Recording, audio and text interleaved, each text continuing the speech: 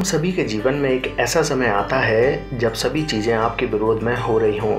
चाहे आप एक बिजनेसमैन हो, विद्यार्थी हो या कुछ और, आप जीवन के उस मोड़ पर खड़े होते हैं जहां सब कुछ गलत हो रहा होता है। चाहे यह कोई प्रोजेक्ट हो सकता है जिसे सभी ने रिजेक्ट कर दिया हो, या आपका कोई फैसला हो सकता है जो बहुत ही भयानक साबित हुआ हो। लेकिन सही मायने में विफलता सफलता से कहीं ज़्यादा महत्वपूर्ण होती है।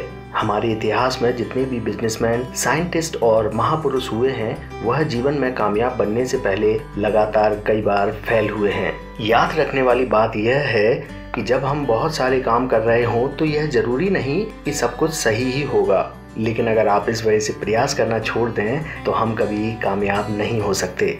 हेनरी फोर्ड, जो बिलियनियर और विश्व प्रसिद्ध फोर्ड मोटर कंपनी के मालिक हैं, कामयाब बनने से पहले 5 अन्य बिजनेस में फेल हुए थे। कोई और होता तो 5 बार अलग अलग बिजनेस में फेल होने और कर्ज में डूबने के कारण टूट जाता, लेकिन हेनरी फोर्ड ने ऐसा नहीं किया और आज वह हम सब के लिए एक आइडियल हैं। विफलता की बात करें तो थॉमस अल्वा एडिसन का नाम सबसे पहले आता है। लाइट बनाने से पहले उन्होंने लगभग 1000 विफल प्रयोग किए थे। अल्बर्ट आइंस्टाइन, जो 4 साल की उम्र तक कुछ बोल नहीं पाते थे और 7 साल की उम्र तक पढ़ भी नहीं पाते थे, उनके शिक्षक उन्हें दिमागी रूप से कमजोर मानते थे, लेकिन अपनी थ्योरी और सिद्धांतों के बल पर वह दुनिया के सबसे बड़े साइंटिस्ट बने।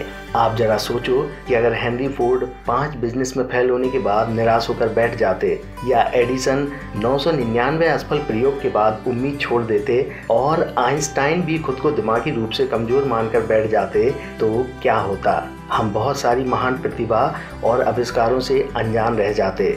हर जीता हुआ व्यक्ति अपनी जिंदगी में कई बार हार झेलता है। आप ये मत सोचिए कि कोई भी हार झेले बिना जीतता है। बस फर्क इतना है कि सफल व्यक्ति अपनी हार से सीख लेकर जीत हासिल करता है। याद रखें दोस्तों, हमें इस दुनिया में कोई नहीं हरा सकता जब तक कि हम खुद से नहीं हारते। इसलिए मित्रों, विफलता सफलता से कहीं ज़्यादा महत्वपूर्ण है। अगर आपको हमारा प्रयास अच्छा लगे तो हमें लाइक, सब्सक्राइब और शेयर जरूर करें।